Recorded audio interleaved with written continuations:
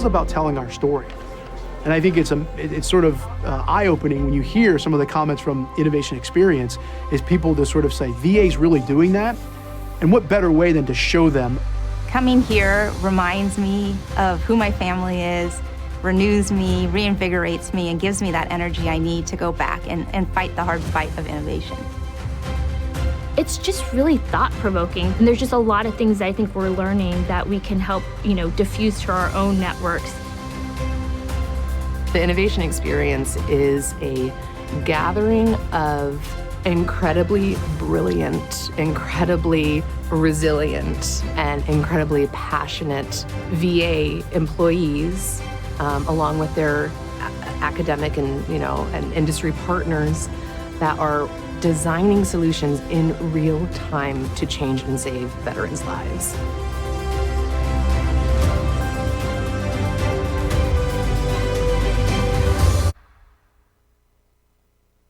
Welcome back, everyone, to day 2 of the Innovation Experience.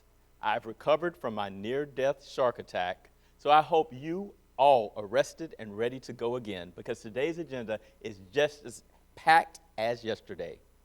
We have more plenary sessions, iEX talks, and demos, as well as more surprises. A reminder to continue exploring Socio, using the social wall and playing the game to collect prizes. You can see who else is attending the conference by selecting Attendee tab and seeing the list.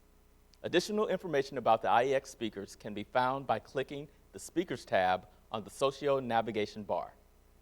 So let's start the day with a discussion between Dr. Ryan Vega, Chief Officer of Healthcare Innovation and Learning at VA, and Jennifer Goldsack, Chief Executive Officer of Digital Medicine Society. They will address the importance of a value-driven framework at VA and its impact on innovation. Please join me in welcoming Ryan and Jennifer.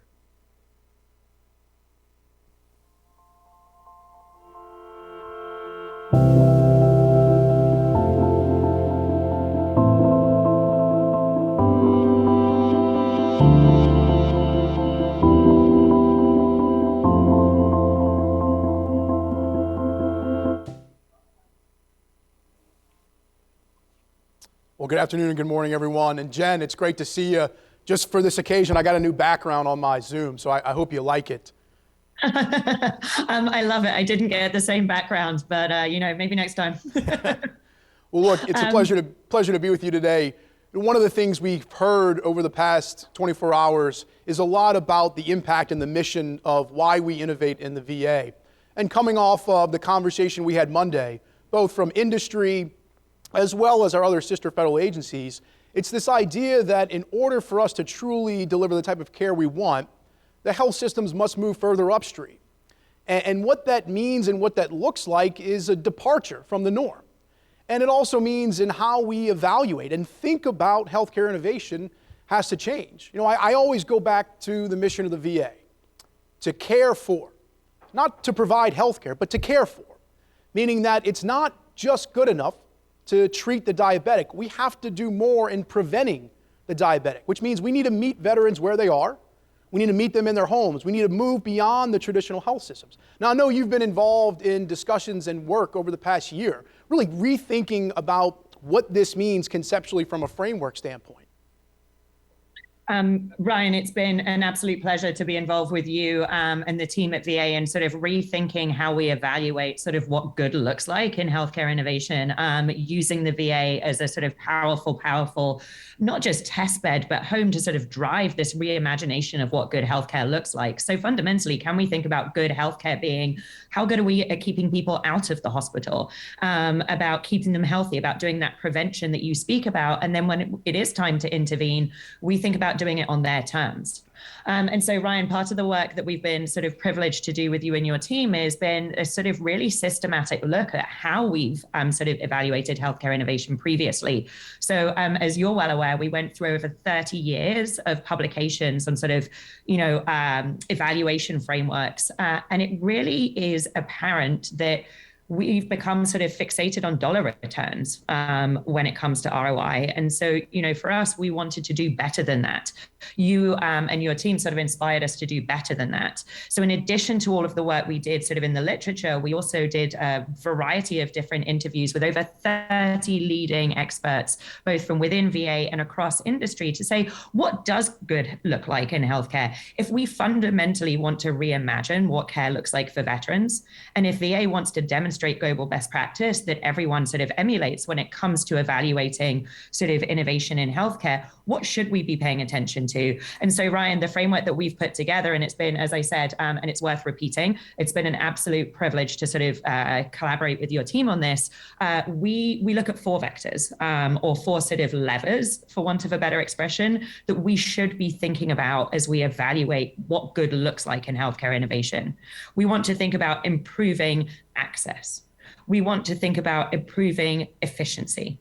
Part of efficiency is cost, but it's not all about cost, right? At some point, we have to be comfortable spending. We also want to think about equity. And equity, in some cases, includes precision approaches. And you talk about this very eloquently, Ryan. The final piece is really thinking about, so we've got access, equity, efficiency, and effectiveness, right? It has to work, and it has to work for everyone. And Ryan, one of the things you pushed us on, and I wonder if you can give voice to, are these sort of 3 key considerations. We can't think of these 4 domains as static. So I wonder if you can share with everyone about how we try and take a more dynamic approach and veteran-centric approach to this framework. Yeah, I think, we always focus on the practicality of the innovation, right? The thing in some degrees, it has to work. So we set it on this idea of sort of meaningfulness. Right? Is it meaningful to the patient? Is it meaningful to the provider? Is it meaningful to the caregiver? And that changes over time, right? I mean, something may be meaningful and then lose out that meaningfulness. And then I think you have to look at what's the proper market. I mean, just because something works in an emergency department doesn't mean it's going to work in an ICU, or just because something works in an urban area doesn't mean it works in an urban area. And then I think one of the things we really centered on was this idea of time to value realization, right? I mean, it's the idea that something may not show an immediate return on investment today, but it may show longer-term prioritization of, let's say, accessibility, which may mean it may cost us more today and tomorrow. But in the long term, we move the system further upstream, we see more preventative care, and in the case of, say, remote temperature monitoring, we see a reduction in amputations. Now, it's going to cost us a lot today, but the long-term impact, not just on healthcare costs, but the economic impact, the productivity impact is absolutely enormous. So I think it's reframing the idea that value takes a while to realize in some instances. And you can't be solely focused on, how do I get that value tomorrow or today, versus understanding that if I can grow it over time, I can really see profound impacts, not just on individuals' health, but on their entire well-being.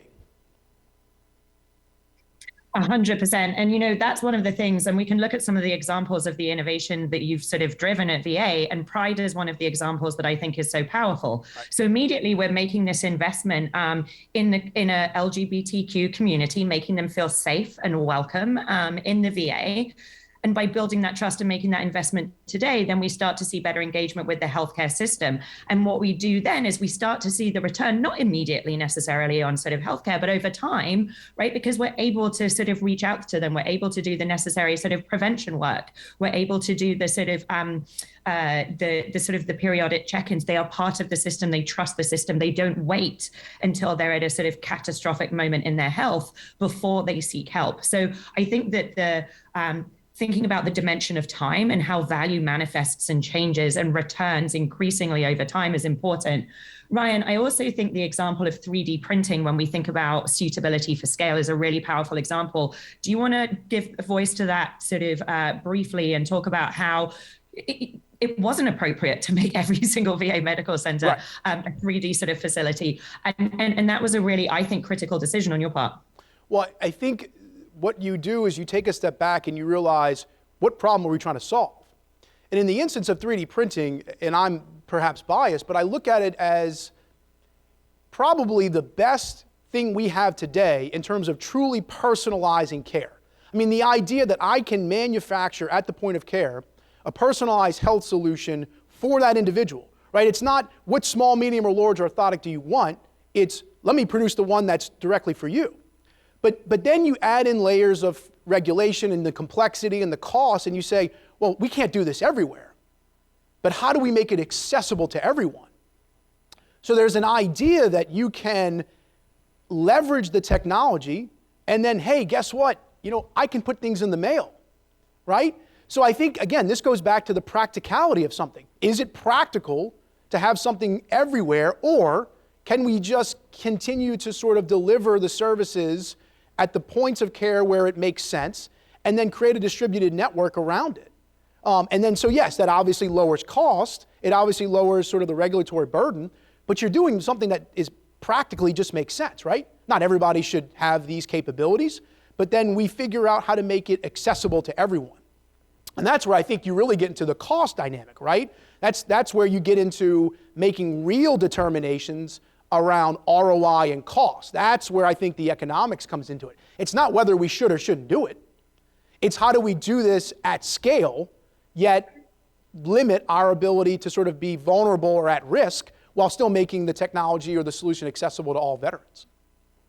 100%. And I think that really puts, you described it beautifully, Ryan. I think that really sort of underscores the power in having a more holistic approach to sort of evaluating ROI. So with that example, how are we sort of positioning the innovation so that it promotes maximum access to these sort of 3D printed sort of tools and medical sort of devices? How are we thinking about doing it in a way that promotes equity, i.e. if your body varies from some kind of standard that we've set in small, medium, and large, how are we making sure that you're getting sort of equitable care? How do we think about doing it as efficiently as possible, making sure that when we invest dollars, that we're getting the greatest reward? And then how are we making sure it's effective? How are we making sure that these tools and products that we're doing through this sort of innovation mechanism are as effective as it possibly can be for veterans? And then, as you said, the appropriateness of scale, it all sort of comes in. But if we just sort of doggedly pursue sort of one goal, we're not going to get there. And that's what I've appreciated the most in sort of working with you and the team around sort of reimagining this framework. Ryan, one thing I'd like to do, if I may, is just let folks on the line know that the framework we've just been discussing will be sort of co-releasing that in the coming months. We also have some other materials that we want to make available to the community. So I'm hoping that we can make a link available for you to, for those of you sort of in the room and on the line who are keen to sort of follow along with the sort of framework that we've described. And Ryan, quite frankly, the VA's commitment to really being a driving force and the home for successful innovation in the US. The folks can stay up to date, and we will kind of keep you abreast and even sort of highlight opportunities to get engaged going forward. Yeah, Jen, again, pleasure to see you and to be with you today. Folks, please follow along. I think this is something you're going to continue to see mature, and it's been an absolute pleasure to work with Jen and the team on this. Have a great conference.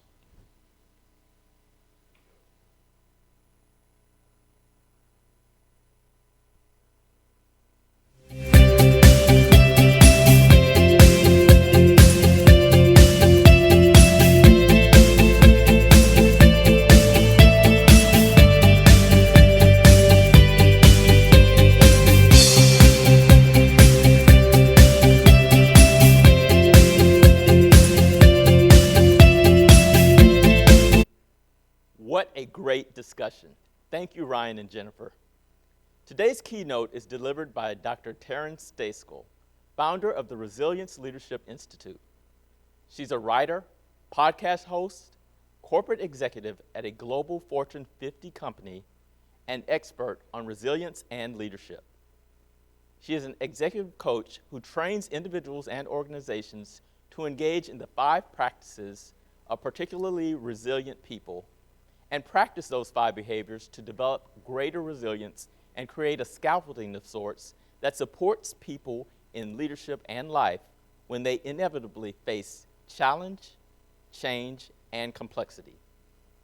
I've had the opportunity to participate in Dr. Stacel's training, and I can tell you that she is insightful, and her comments help provide perspective on various aspects of work and life. And for me, adjusting perspective led to exploring the realm of the possible, ultimately breaking boundaries. Please join me in welcoming Dr. Taryn Marie. What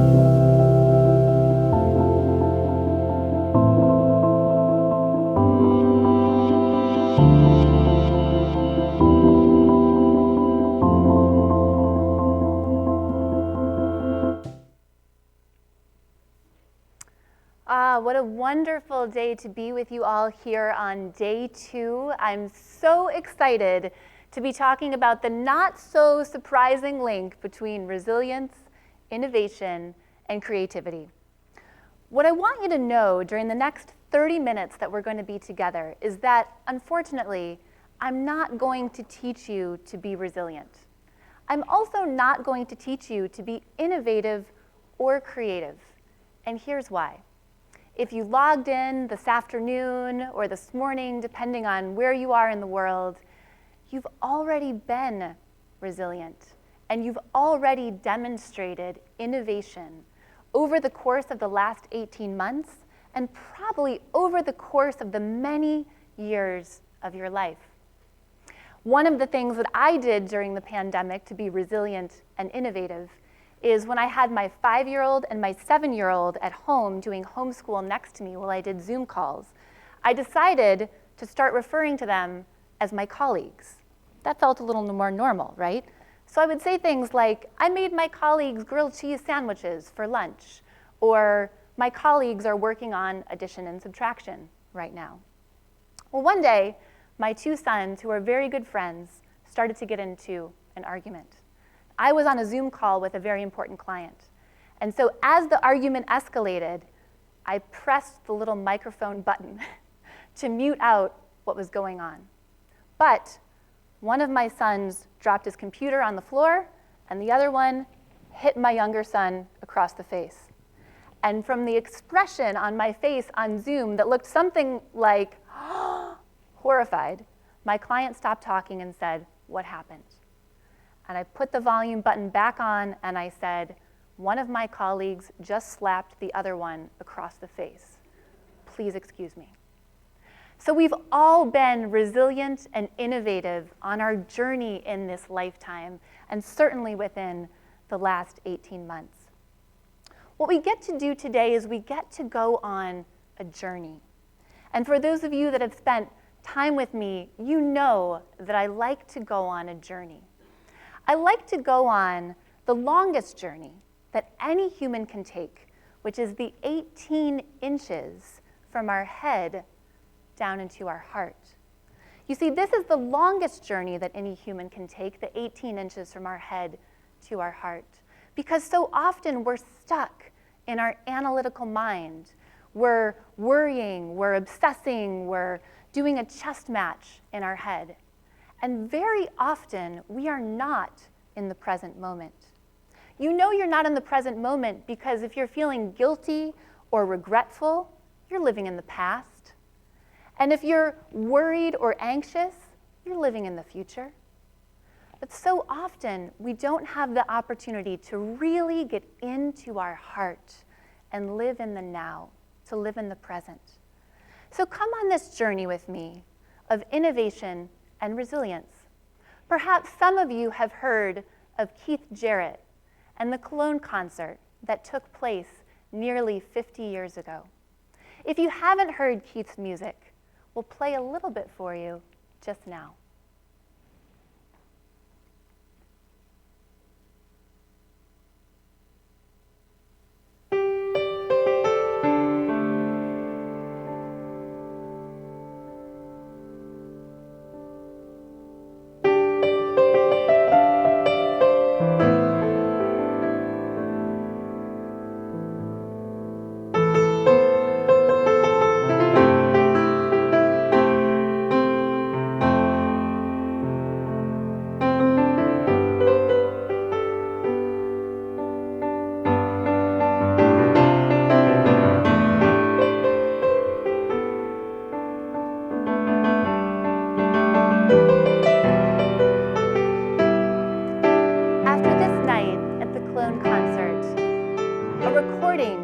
Keith Jarrett's piano solo went on to become the #1 best-selling jazz album of all time, and the #1 solo piano album of all time, selling 3.5 million copies. But here's what you may not know, the lesser-known story behind the well-known and best-selling clone concert. And that is that the piano was broken. You see, they'd asked for a particular piano and they'd gotten confused, and they delivered one that was out of tune. The bass register was weak and the pedals barely worked. Keith had been plagued by insomnia for months, and he was having backaches and health concerns. Not to mention, this concert was booked by the youngest concert promoter in Germany, Vera Brandeis. And she had to lean through the window just hours before Keith was to go on stage in front of thousands of people and tell him that he would be playing on a broken, out-of-tune piano. And yet, Keith didn't fold up shop. He didn't not attend. He walked out on that stage and he played like he'd never played before, leading to the #1 best-selling jazz piano album of all time and solo piano album played on a broken, out-of-tune piano. Why do I tell you this story? I tell you this story because innovation isn't just about doing something cool. Innovation isn't just about solving a problem, although that's important. Innovation isn't just about scale or distributing a solution to the masses. Innovation can be about taking what is broken, in this case a piano, and making something beautiful.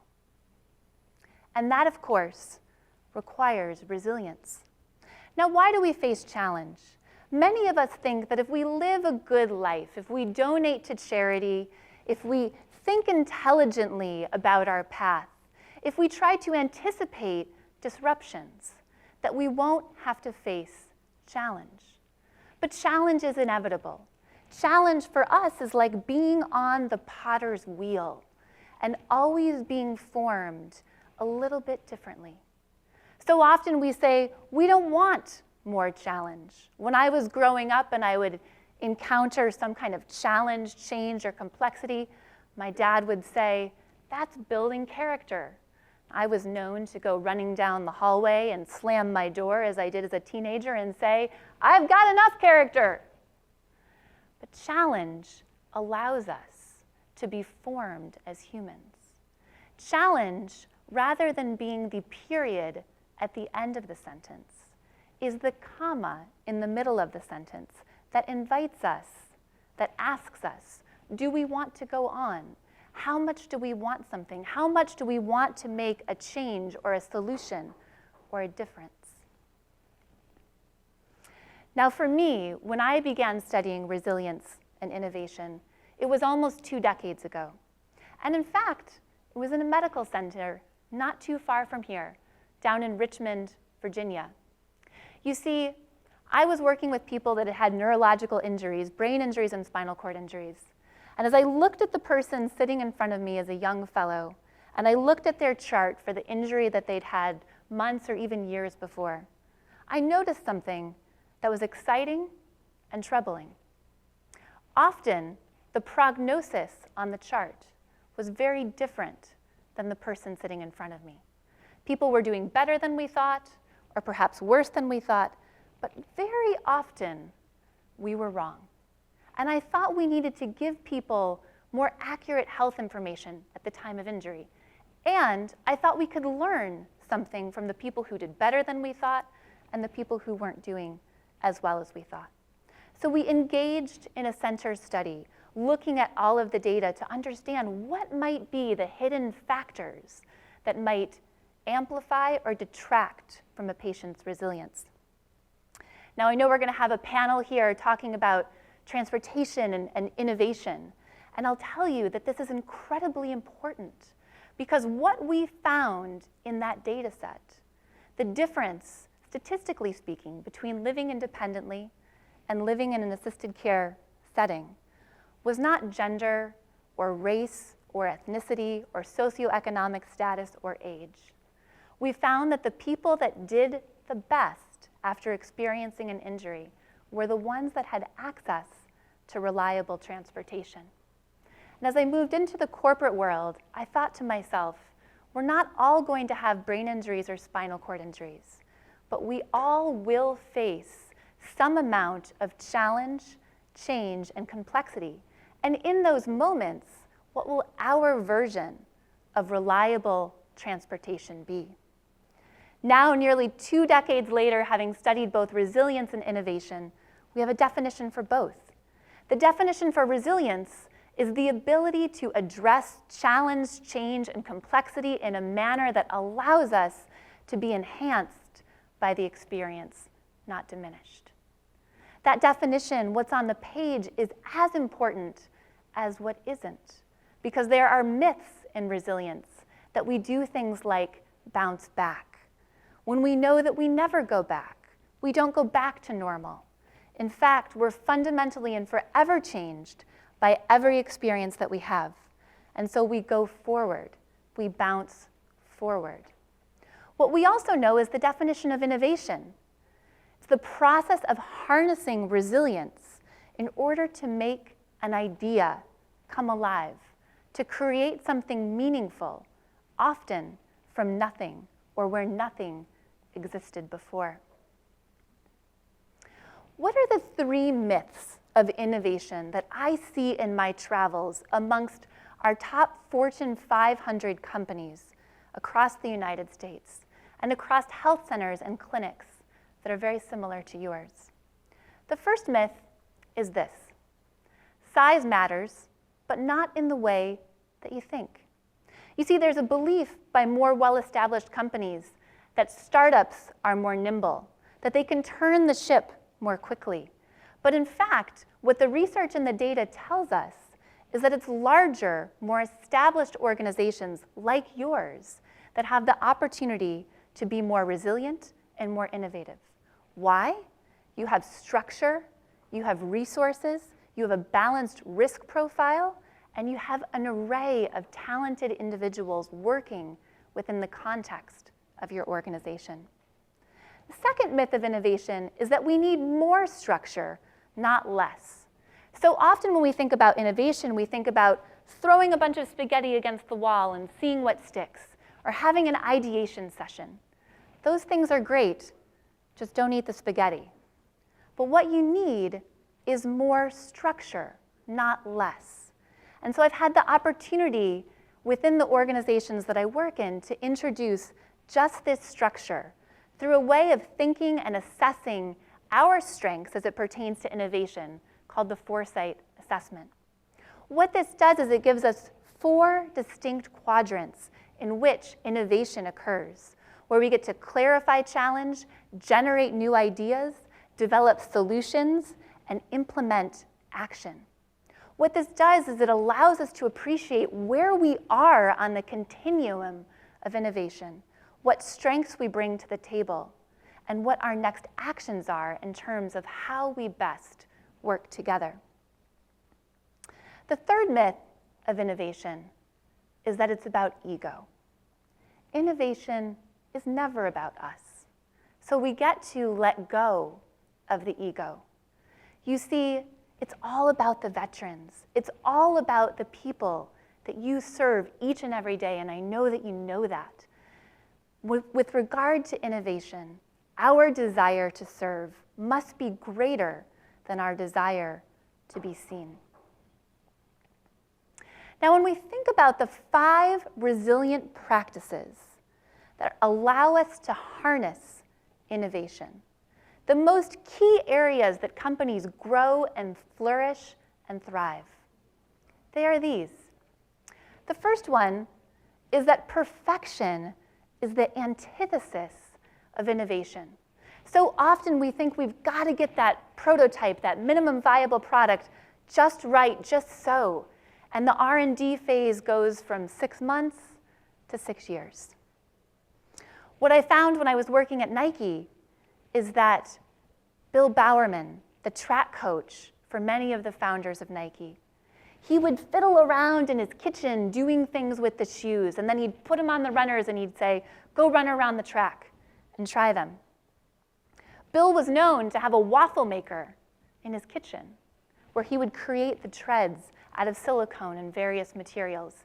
He would do just about anything to shave off 1/4 of an ounce of a racer's shoes to make him or her more nimble. And that, of course, that focus on iteration, not on perfection, led to the waffle racer, led to Nike, led to an iconic brand that, in fact, you may be aware, just released an exciting shoe, the Go Fly Ease. They literally sawed a shoe in half in the prototype period to understand how they could create a shoe that people could put on without using their hands or bending down. People that have paralysis, amputations, mobility issues, and pain. Putting shoes on can be one of the most difficult things, or one of the things that takes our dignity. So now we have a shoe that opens up and allows people to slip their foot in without ever having to bend down or to get in an uncomfortable position. All because we never tried to be perfect. We just always tried to be a little better. The second aspect is to double down during disruptions. What we know is that organizations like yours that hold conferences like this, that continue to invest in innovation during hard times, down times, difficult times, you are the ones that come out on top. What we find is that many of the products that are different and new and contribute to the world are the ones that are developed not during the good times, but during the recession, during the down times. When we look at companies over time, companies that invest in innovation, that talk about it, that have a structure, that have teams put in place, once we get through the difficulty, those companies, those organizations have a 4% increase in terms of their market return over and above organizations that did not invest in innovation. Now we recognize that innovation is a mother of necessity, that is. You see, we know that necessity is the mother of all invention. If we go back to the stock market crash of 1929, we know that the 30s and the Great Depression was an incredibly difficult time across the globe and specifically in the United States. And yet, out of that time came inventions that we still rely on today. We know that hardship and challenge and change and complexity are not the opposite of what it takes to create innovation. They are the mother of innovation. Out of the 1930s, we got helicopters, nylon, beer in a can, even sunscreen. And this allowed us to move forward, not back, despite our hardship and difficulty. The fourth aspect of harnessing innovation through resilient practice is to get comfortable getting uncomfortable. It means pushing ourselves and pushing at the edges of our comfort zone, so we're constantly in a space that allows us to endure and enjoy growth. Now, some of you may know of the Yerkes-Dodson curve.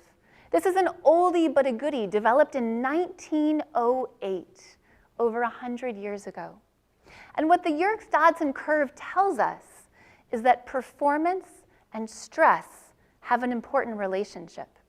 You see, stress, although it's gotten a bad rap recently, is not all bad. Without stress, we don't have motivation. Without stress, we're not enticed to do our best, to push ourselves at the edge of what we believe we're capable of.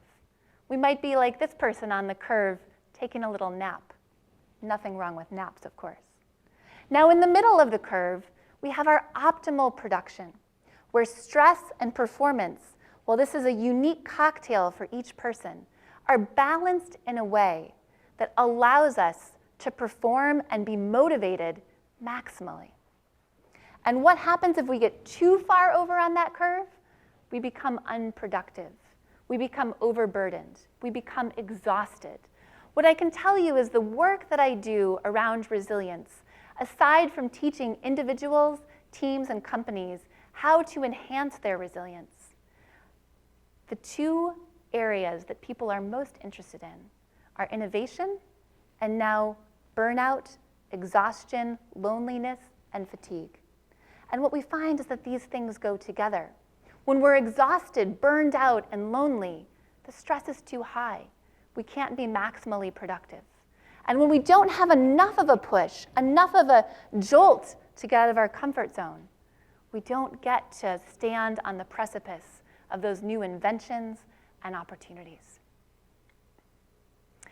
Now, when I asked that question, the question that I asked people, where I asked how they had effectively addressed challenge, change, and complexity, having interviewed hundreds of people and collected thousands of pieces of data, what I found is the 5 practices of particularly resilient people, or the 5 things that any of us can do as humans in moments when we face challenge, change, and complexity to create a more productive and positive outcome. These practices are vulnerability, productive perseverance, which is the intelligent pursuit of a goal, knowing when to maintain the mission and when to shift or pivot in a new direction. Connection, navigating the connection that we have with ourselves as well as the connections that we have with others externally.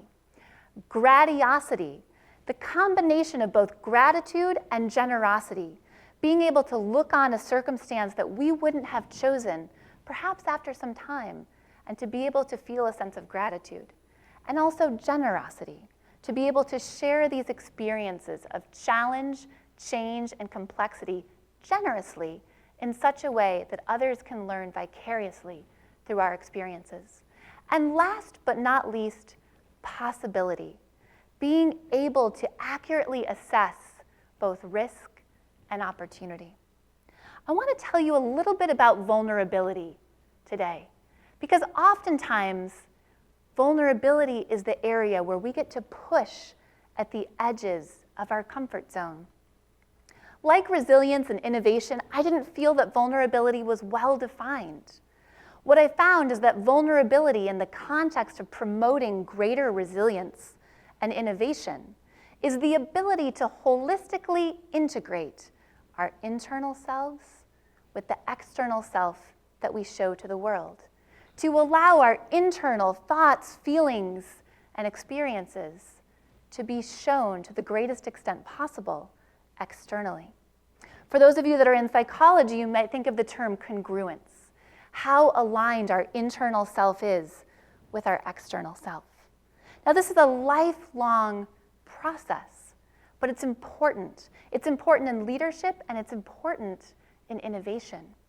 Because if you think about it, we can't be empathetic without first being vulnerable. And we can't be authentic without first being vulnerable. And so vulnerability asks us to push at the edges of our comfort zone and to enhance our vulnerability, to show more of ourselves to others, even though that might feel scary.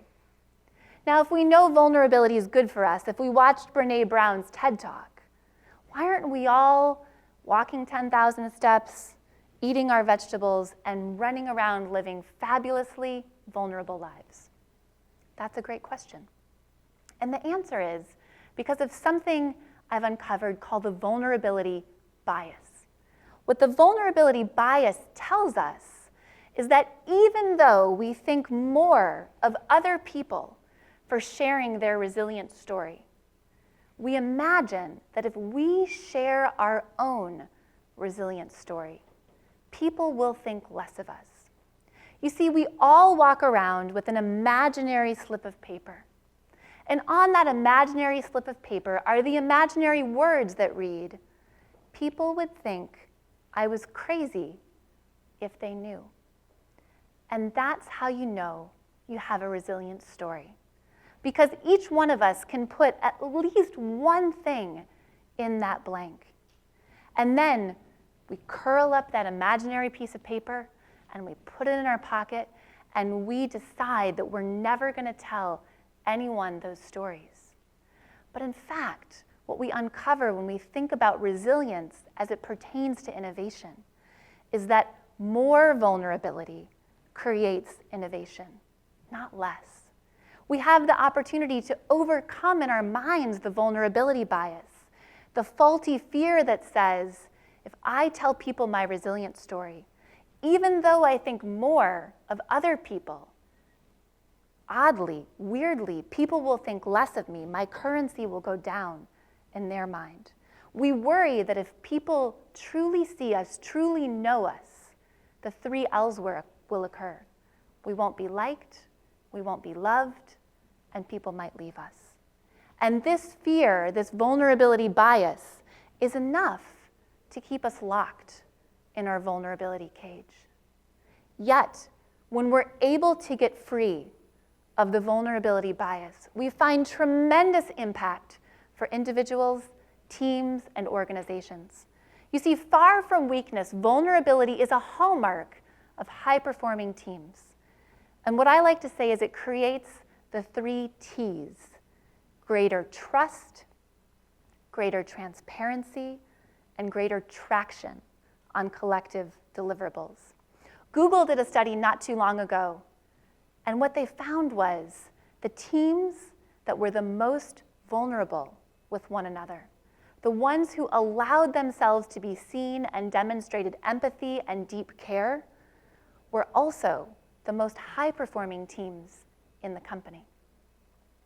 So how can you practice the practice of vulnerability, getting comfortable, getting uncomfortable, outside of your comfort zone as it pertains to innovation?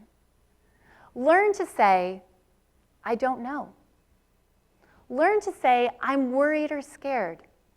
Learn to say the 3 most difficult words in the English language. I need help. Because the only insane thing is to try to be sane all the time. We get to lean on the relationships that we have, the reciprocity and the equity, by allowing others to lean on us and us to lean on others. We get to share our challenges and our failures as often as we share our successes. We get to celebrate our challenges and our failures, because every no, every loss, every time we tried something and it didn't work, gets us one step closer to something that will. And recognize that right now, we don't need people to be heroes. We need people and leaders to be human. We need people to be real. We need to engage in authentic, honest, empathetic, vulnerable conversations for connection and to truly innovate and understand the people for whom we want to create better lives, services, and experiences. The 5th and final aspect of harnessing resilience to create greater innovation is just what you're talking about today. Breaking boundaries by orchestrating ecosystems. You see, very few things, if not anything, is done in isolation.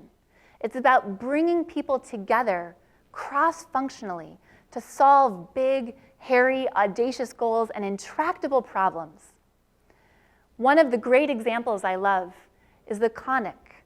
And the conic is a new thing that's been developed, bringing together technology, transportation, and healthcare. This little module draws on the kingdom of vertebrates, looking at this hard outer shell. And what this device does is it can be placed in airplanes, it's being used on Airbuses, and it filters the air and detects if there's a pathogen in the air. Now, something like this that alerts people of a pathogen that could harm or even significantly impact people that are traveling on public transportation is brand new. And it was only developed not because someone in technology or healthcare or transport developed something in isolation, but because they came together in an ecosystem and solved for what was most important. Organizations that enhance resilience show a 31% higher rate of productivity, a 37% increase in sales, and a 300% increase in creativity and innovation, unsurprisingly. And if you happen to think that it's too late, just think about Julia Child, Samuel L. Jackson, Vera Wang, and Stan Lee. None of them had created their groundbreaking innovations in cooking, film, fashion, or comics before the age of 40. It's never too late. And so now is the time to build the dream team, to draw on external partners, to bring together ecosystems, to solve difficult problems. And when all else fails, if you want to be innovative and resilient, all you have to do is just try. Just try something new. It's okay if it doesn't work. And after that, 1,000 tries. Try 1,000 more times. And after that, we get to ask ourselves, what is the smallest meaningful change you're going to make today as a leader, as an employee, to be more innovative and resilient? It's been an honor and a pleasure to be here with all of you. We've actually just authored a white paper on innovation and resilience, and I'd love to give you a copy digitally, hot off the presses. Feel free to sign up using this QR code, and I'll get that right out to you. And remember that perfection, as it pertains to resilience and innovation, is a luxury we can't afford. Thank you so much.